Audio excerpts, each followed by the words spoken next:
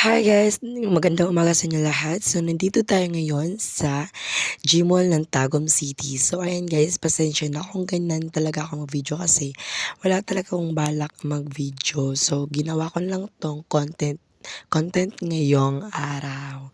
So ayan, papunta pala kami sa arcades para maglaro at babalik bata naman kami. So ayan, papunta na kami dyan guys. So let's go! Samahan nyo kami. Let's go! So, ayan na kami guys. Nandito na kami. And first nilaro namin is basketball. Shoutout ko kay Ate Sally, Ate Jasmine, Kuya Zaire, and yung isa na ate. And hindi ko kilala name niya kasi classmate lang nila. So, ayan. Maglalaro na kami dyan. So, let's go. Mag-timelapse na lang tayo. So, ayan guys. Mag-start na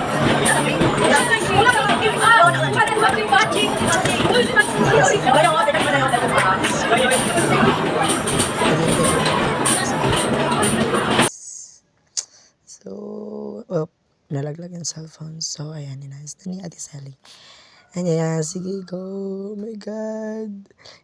Hindi kami nakakashoot, guys. Kunti lang yung na-shoot namin. Pero lumaban pa rin kami sa pagsubok. So, ayan. Naubusan na kami ng time. Mga 4 or 5 lang yung na-shoot namin.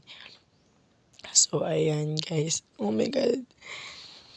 Ayan. Tinawag namin yung tig-check up ng mga coins kasi humulog kami ng isa, hindi siya gumana. So, na-worry kami. So, inaano namin niya agad. Inasikaso.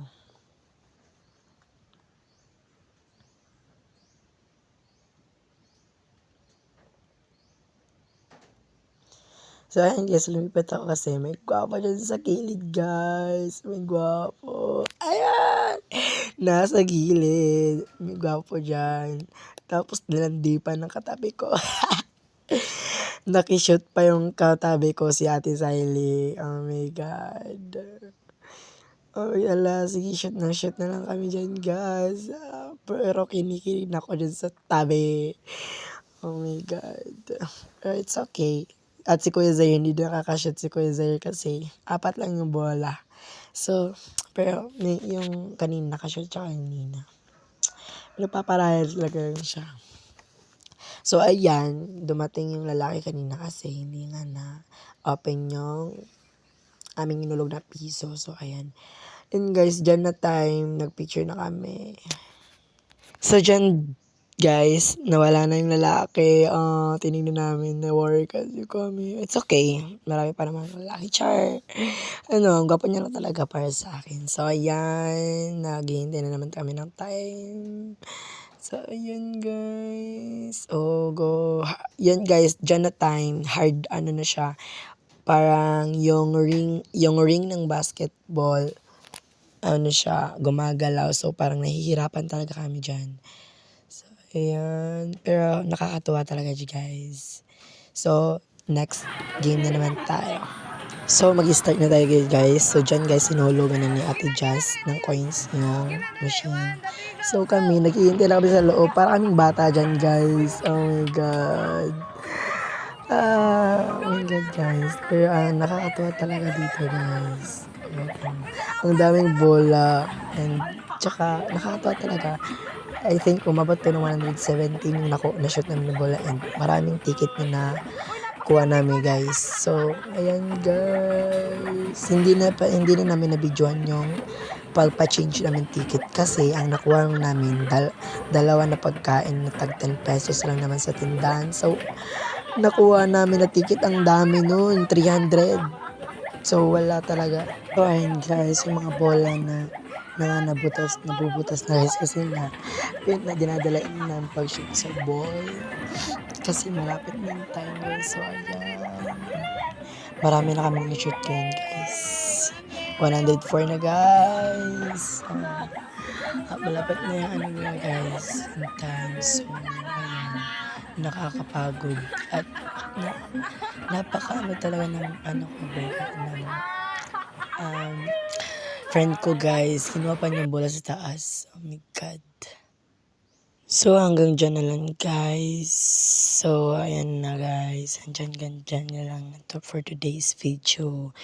So guys, by the way, bago ako nag-video ng ganyan, galing kami dyan sa Rotary ng Tacom City. Sa Rotary kasi naglalaro yung city meet ng basketball.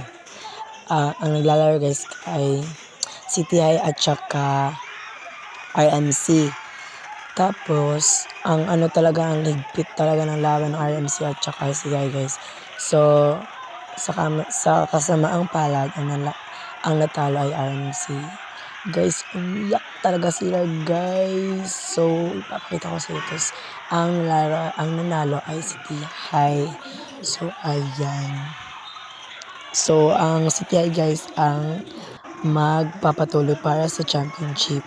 So, ang next game guys ay Trade at saka La Filipina. So, hindi ko na nabidyoan yung Trade at saka La Filipina. Pero ang nanalo sa kanila ay Trade. Hindi na ako magtataka bakit nanalo ang Trade kasi ang ang galing talaga nila guys. Tsaka grabe yung skills nila ng trade school guys. Hakot award talaga sila. So, hanggang dito na lang. Bye. Igat guys! Look at the igat! Ah! Unta magdayon mo, Char.